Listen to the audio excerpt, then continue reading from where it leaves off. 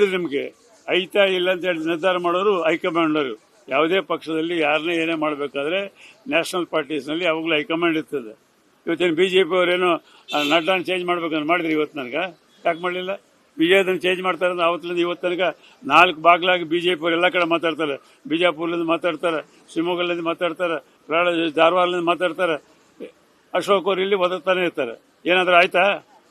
ಇವೆಲ್ಲ ಏನಂದ್ರೆ ಊಹಾಗಳು ಮಾಡೋದು ವಿರೋಧ ಪಕ್ಷದ ಸೃಷ್ಟಿ ಅದ. ಮತ್ತು ಮಾಧ್ಯಮಗಳಲ್ಲಿ ಬರ್ತಾ ಬೋಸರಾಜರಿಗೆ ಹೇಳಿದ್ರೆ ನೀವೇನು ಹೇಳ್ತೀರಿ ಅಂತ ನೀವು ಇನ್ನೊಬ್ಬರಿಗೆ ಕೇಳ್ತಾರೆ, ಅವ್ರು ಮಾತಾಡ್ತಾರೆ. ಅದು ಬಿಟ್ಟರೆ ಪಕ್ಷದಲ್ಲಿ ಯಾವುದೇ ಆ ರೀತಿಯಾದಂಥ ಚರ್ಚೆ ಇಲ್ಲ. ಎಸ್, ನಾನೀಗಾಗಲೇ ಹೇಳಿದ್ನಲ್ಲ, ಎಲ್ಲರೂ ಬಿಡಬೇಕಾಗ್ತದ.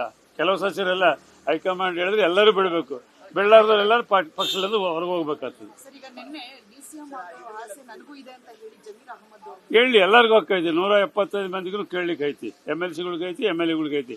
ಎಲ್ಲರಿಗೂ ಪ್ರತಿಯೊಬ್ಬರಿಗೂ ಆಸೆ ಇರ್ತದೆ, ಕೇಳಲಿಕ್ಕೆ ತಪ್ಪಿಲ್ಲ. ಅದು ಅವರ ವೈಯಕ್ತಿಕ ಅಭಿಪ್ರಾಯ. ಅಲ್ಟಿಮೇಟ್ಲಿ ಏನೇ ಮಾಡಬೇಕಾದ್ರೆ ಕಾಂಗ್ರೆಸ್ ಪಕ್ಷ ಹೈಕಮಾಂಡ್ ಇದೆ. ಆ ಸಂದರ್ಭ ಬಂದಾಗ CLP ನಾಯಕರಿಗೂ ಪ್ರದೇಶ ಕಾಂಗ್ರೆಸ್ ಸಮಿತಿ ಅಧ್ಯಕ್ಷರಿಗೂ ಚರ್ಚೆ ಮಾಡಿ ಅವರು ಡಿಸಿಷನ್ ತಗೋತಾರೆ. ಅವ್ರ ಡಿಸಿಷನ್ಗೆ ಎಲ್ಲರೂ ತಲೆಬಾಗಬೇಕಾಗ್ತದೆ. ಅದು ನಮ್ಮ ಪಕ್ಷದಲ್ಲಿ 70 ವರ್ಷಗಳಿಂದ ನಡೆದು ಬಂದಿರತಕ್ಕಂಥ ದಾರಿ, ಇತಿಹಾಸ ಇರ್ತಕ್ಕಂಥ ಪಕ್ಷ. ಹಾಗಾಗಿ ಯಾವುದೇ ಗೊಂದಲಗಳಲ್ಲಿ ಎಲ್ಲ ಕ್ಲಿಯರ್ ಇದೆ.